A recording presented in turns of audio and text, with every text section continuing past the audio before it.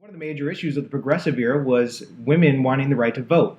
Known as suffragettes, these women tended to be middle-class white women that were frustrated that they had no say in the issues of the day, things like solving the urban issues or the workplace problems.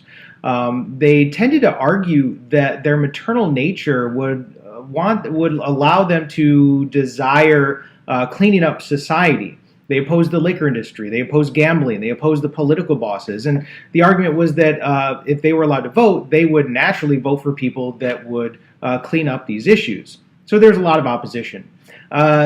We need to be careful, though. It wasn't just white women that were fighting for this. There was a group of women, African-American women known as the National Association for Colored Women that were fighting for civil rights, which along with that would have been suffrage rights. Typically, we think of two different leaders. The first was Carrie Chapman Catt, though, who was a woman that wanted to lobby on a state-by-state basis for the right to vote. So every individual state would pass a law that allowed women the right to vote. Carrie Chapman Catt formed the National American Women's Suffrage Association to work on this lobbying. The problem was not all women were happy with the state-by-state process. It took a long time. If you were in a state that didn't allow it, you had no recourse.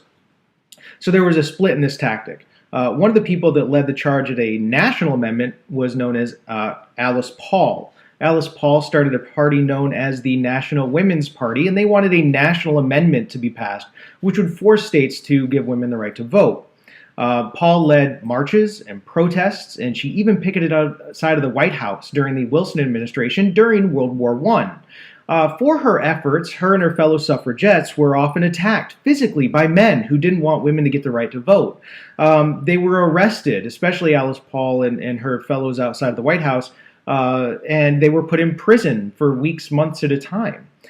They went on hunger strikes to try to publicize their issues. The jailers didn't want them to die in prison, so they force-fed them with these big tubes shoved up their noses and into their stomachs. And these force feedings were horrible. Alice Paul underwent psychiatric evaluation because people thought she was insane for wanting the right to vote and that she was obsessed with Wilson.